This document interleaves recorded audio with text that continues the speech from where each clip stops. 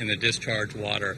I mean, I think people have recognized for a long time that if you have an increase in algal blooms, whether it's phytoplankton in the water column or macroalgae on the bottom, that there's a potential to negatively impact that important seagrass habitat. And one of the reasons that I mentioned are, cooperating entities or agencies or other groups that are involved in the sampling, like the Tampa Bay Estuary Program or the FWRI, is they regularly sample that seagrass habitat and are in a much better position to tell us whether or not it's been declined in response to the event. So, but with regard to fish, go ahead, Steve.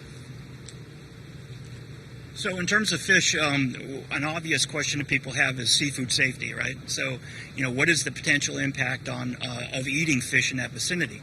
And the responsible authority is the State Department of Public Health. They've issued no warnings or in terms of consumption in that area that I'm aware of. We've taken fish samples there twice, once during the spill and once right after the spill. We're in the process of looking at potential contaminants that might be there. I can tell you that grossly looking at the fish that we caught there, and the fish were relatively abundant off of Port Manatee, they didn't show any obvious external signs like skin lesions and other things, but it'll remain to be seen, what the levels are in the fish flesh that we're analyzing. So we're interested in, as Dr. Buck said, we're interested in metals. We're interested in high concentrations of nutrients that might be coming from that. We're also interested in radiologicals, so we'll be taking a look at all of that. Can you talk about the timing of this event as it relates to the spawning of fish, because it's such an important breeding ground? Yeah, that's a really good point. And if you look at what we call the big three, so they're speckled trout, redfish, and snook, their spawning seasons did not occur in overlapping. So that was actually, in terms of dodging a bullet, that was a good one. Other animals do spawn during that period of time, and so it's not, completely off the hook kind of thing. So, but still, the big three, would have spawning seasons later in the year.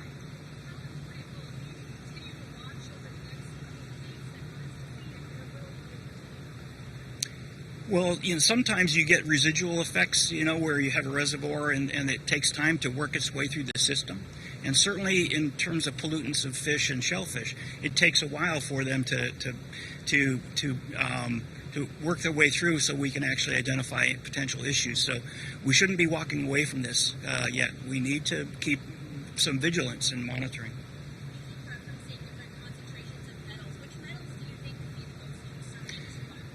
Well, for wildlife, things like lead and arsenic and cadmium, to a certain extent copper, although copper is a vital element as well. And so we don't have a detailed concentration of what was in the reservoir, but so we're trying to interpret that from the samples that we're taking from the field. Have we so far learned anything about the bay that we didn't previously know, or what do you walk away from the situation thinking we need to change? I mean, Zach, that's a good question as well. I think there, as I said before, there are a large number of entities that have been sampling Tampa Bay for a really long time. And I think what we learned here is that we need to better understand the how the ecosystem of the bay responds to a pulsed event like this, right?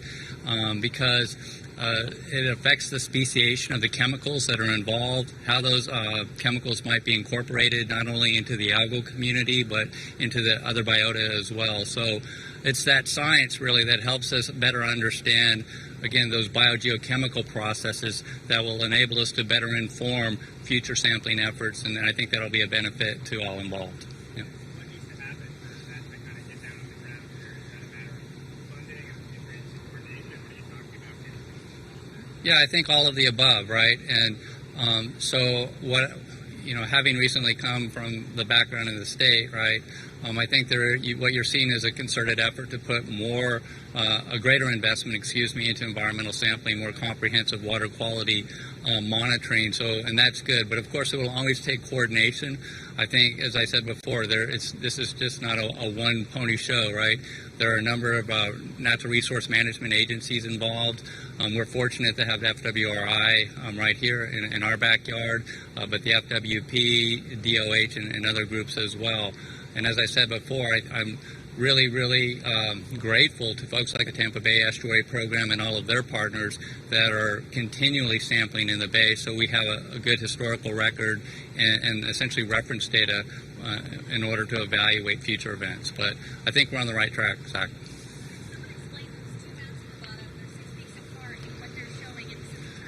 Yeah, I'm glad you asked that because our very competent physical oceanographer, Bob Weisberg, can do that. Well, that was an interesting cue. No, that's a great question. So when the spill started, we implemented a tracer model which shows where the stuff goes. And so the one on the lower, your lower left, is the concentration of what was coming out of Piney Point on April 6th, or maybe it was 8th, I forgot. Anyway, you can see the nice dark red, yellow colors where the concentration was highest. And this is where we had visual evidence of phytoplankton bloom. So the tracer actually did follow faithfully where the stuff went out of Piney Point. The one on the right-hand side is what the distribution looks like on May 20th, so a month and a half later. And the color, the change in the coloration is the dilution that the tracer underwent. So whereas initially it was fairly high concentration near Piney Point and it hadn't really reached too far into the Bay or into the Gulf of Mexico, you can see it all over the place in May 20th, but at concentrations reduced at least by a factor of 1,000. So even though it looks like it's all over, which it is, the concentrations are greatly reduced simply by dilution and also by consumption by the biota. So it's just a way of visualizing where the stuff went, it came out of Piney Point, and how it diluted over time.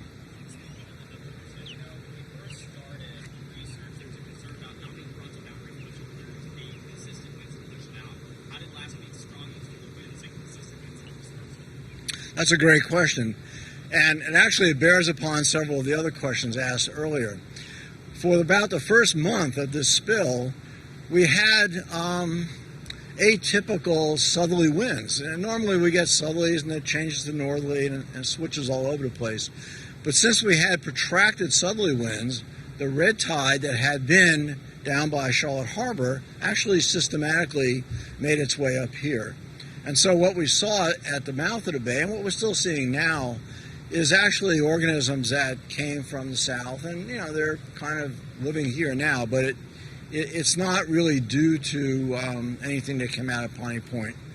And so we've had strong easterly winds all of this week, and that's helping to push the stuff out of the bay, and it's helping to flush the bay. You've had your hand up forever, so I'm going to...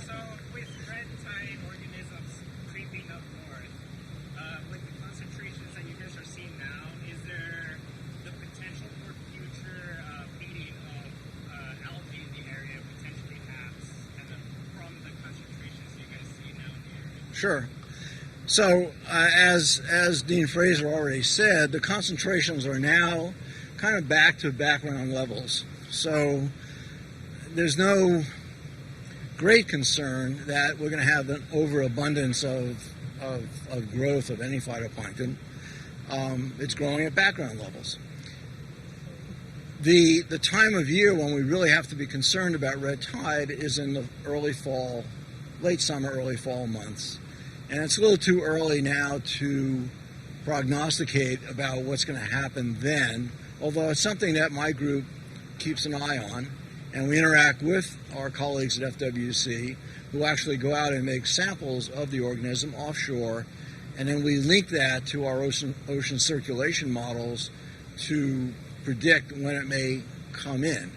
There's one more element to this, and that is what's happening in the deep Gulf of Mexico, what the Gulf of Mexico loop current is doing.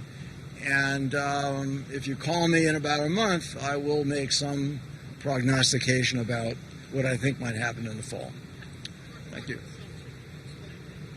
That's not my area, so I'll defer to my colleagues. Sure. What was the question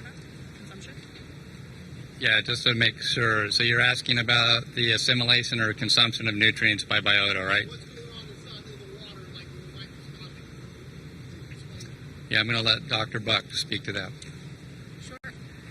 So, phytoplankton, base of the food web, they need light and they need nutrients to grow. And so the nutrients that are in the water are what drive phytoplankton growth. That's why, we see these correlations between phytoplankton as measured by chlorophyll and nutrient concentrations, associated with this event.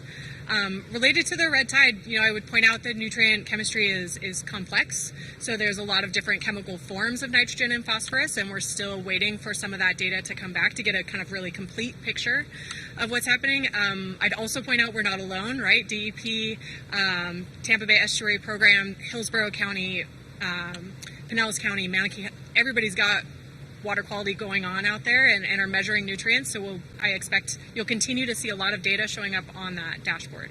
But that's really what we're talking about, is that nutrients are the food that phytoplankton need to grow in addition to light. So there's a relationship there that's important to constrain. And then, For viewers that don't understand, what are phytoplankton? all right, so phytoplankton they're the organisms at the base of your food web. So they use photosynthesis to create themselves. So they convert inorganic nutrients, typically, and light into particulate organic matter. So they're the photosynthesizers. They're essentially the plants of the ocean, although they're not really plants. Shifting gears a little bit, are you all concerned about the diesel injection of food that it could possibly bring into maybe underground watersheds and eventually getting to water underground and leaking out? I will let Tom handle that. No, I think we need to appropriately kind of constrain the discussion here, right? The team that you see before us right now is really interested in what the consequences of the chemistry of the discharge water and how it affected the Tampa Bay ecosystem. So, again, I think it'd be outside of our bailiwick really to be dealing with that one. Yeah. Have you guys seen any fish kills? And if so, is it a way to tell that they've been the result of any red tide? Yeah, I'm going to let Steve jump in here in just a second, but, an immediate concern, obviously, was that you would have highly toxic water that was going to result in some type of a fish kill. We did not observe that, but the regular sampling that's been carried out in the bay wouldn't indicate that there's been any large mortality events either. I'll just make sure. I'll check with Steve. Yeah, Steve says we're all good there.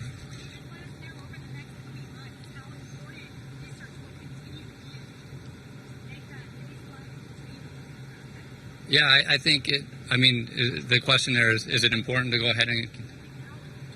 Yeah, I think it's super important, obviously, right? And and Zach made this point earlier. What we're trying to do is try to generate the data that will help better inform a more holistic sampling effort so that we can properly respond to these type of events, right? And so, yeah, we'll make every effort to continue the sampling well into the future. You're showing us these maps. Is this an encouraging data set, basically, that you're showing us with these groups of maps here? Is this something that the public should be encouraged to see?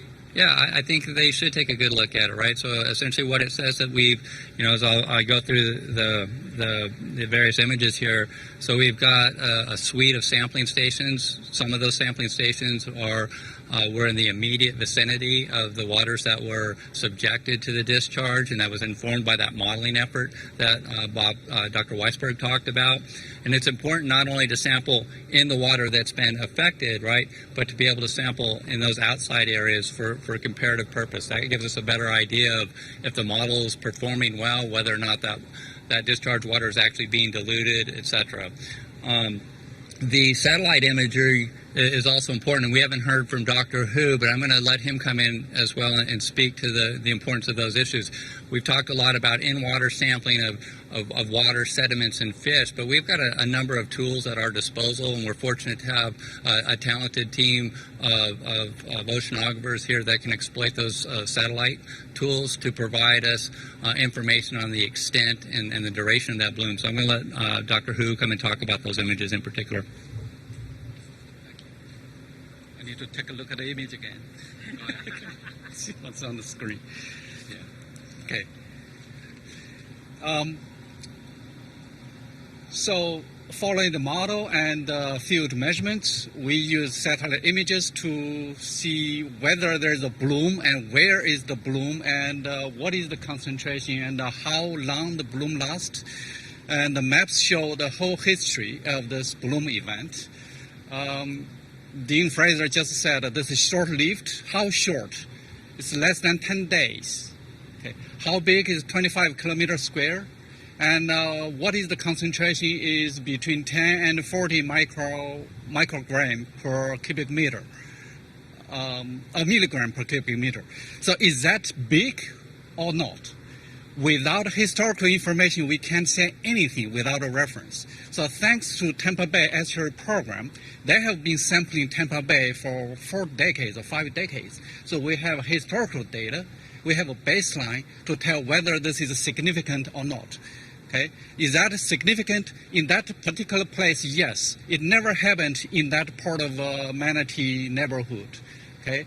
Is that long enough? No. It's pretty short because most bloom could last for months. And also in Old Tampa Bay and Hillsborough Bay, there are way bigger blooms in history. Okay? So that tells us why historical information or baseline information is so important.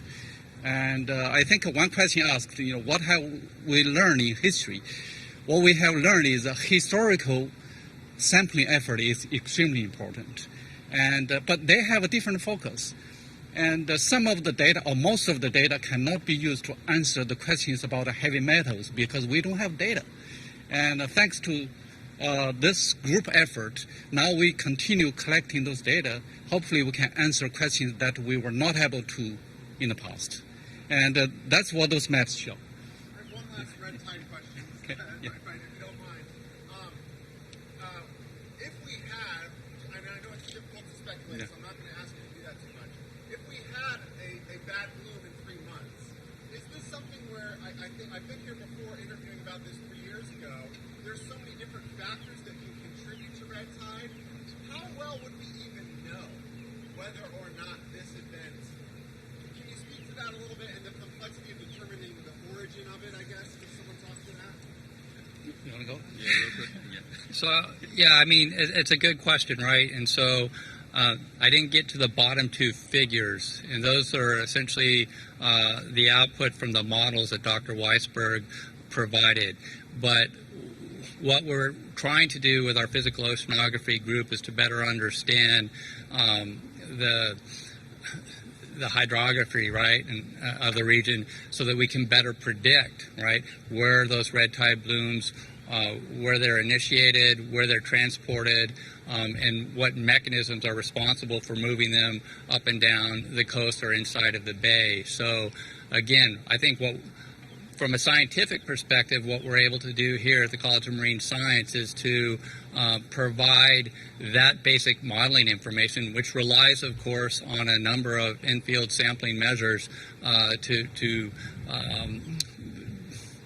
improve those models, so we're in a much better position to predict when those red tide events might occur and what might be responsible for their maintenance. So, again, as Bob said, he's probably in a better position in a couple of weeks from now to tell you what might be happening there. But it's the Gulf.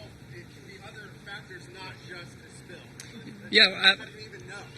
Well, I mean, again, so what you want to be able to do is to have that background information, right, that tells you what the nutrient environment looks like in the bay. All, as Dr. Buck said, phytoplankton, red tide organisms, they respond to a couple important things, light and nutrients. And so whenever you put nutrients into the water, you're going to have the possibility of stimulating phytoplankton growth. And that's going to depend in large part on the organisms that are in the water at the time. And so, as I said at the beginning of this, until recently we've had few to no red tide organisms in the bay. Right now we're starting to see low to background concentrations in the southern part of the bay. But again, given the trajectory of the data that we see here, I don't think we're in a position to attribute any increase in red tide, right, to the discharge from Piney Point. Were you worried when you were taking the test? Were you worried about the impact of Piney Point in the environment of the bay? And how do you feel about the results? So again, I think Dr. Murawski said it well. I think we're fairly fortunate that we didn't see a long-lived, widespread impact on this ecosystem. And I think, though, that the concerns that were expressed early on, particularly as they relate to the degradation of important seagrass habitats or on the health of the seagrasses or other biota in the bay, we haven't seen any evidence, at least in the short term, right, of a degradation in seagrass habitat. But those data will continue to be generated by a number of other entities, and as Dr. Murawski pointed out, some of that processing with regard to potential contamination of fish tissues will take some time to resolve, but yeah. The diatom, just to focus on that real quick, it was fairly short-lived and fairly locally isolated. Do we know why that was the case? Is there anything to indicate why it wasn't going to get worse? Yeah, so again, that's I'm going to let some of the folks on the team talk to that, and I can let Kristen talk to it first, and then probably Bob next. So I think one thing that's important to keep in mind about diatoms is that of the different types of phytoplankton, they also make a silica frustule on them. So they have a high silica requirement. And we did detect high amounts of silica in this discharge. So as these nutrients were drawn down, so was the silica. And at that point, the diatoms, when they get low in silica, aren't going to continue to persist. I think it's important to keep in mind these nutrients are going to be either consumed by phytoplankton, diluted. You know, Bob just talked about the extensive dilution. And then the last thing we're kind of looking for is what may have ended up in the sediments, and that'll be a longer term question. Does that answer your question, Zach? Okay. No? Yeah, Bob. So the two pictures on the bottom help tell that tale. Initially, there was very high concentrations of whatever was coming out of Piney Point, and that's exactly where we saw the massive phytoplankton bloom. You can just see it by your own eyeball. And as time went on, it diluted down to much lower levels.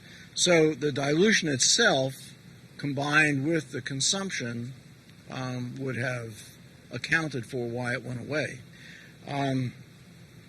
Somebody asked about the public. All of this stuff was available on the internet every day for the public to see. And there's a website. If you can ask me about it later, it'll also be in the blurb that you're given.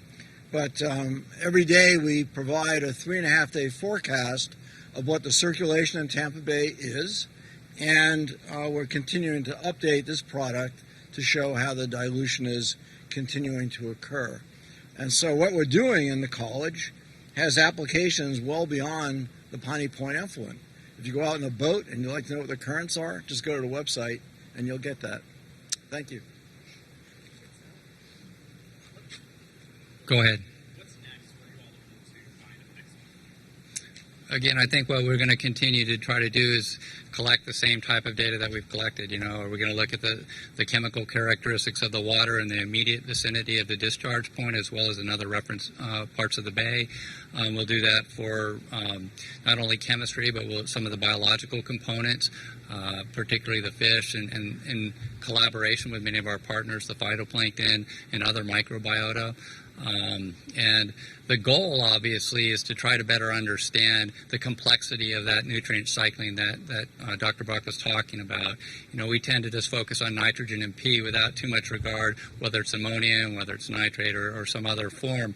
But all of these conditions and assimilation and other processes will affect what's available to various organisms, and has a tremendous consequence for which organisms might be in the best position to exploit those nutrients if they're in abundant supply. Yep. All good? Thanks, everybody, for your time. I really appreciate it. Thanks, guys. It's good to see you guys. All right. Yeah, great.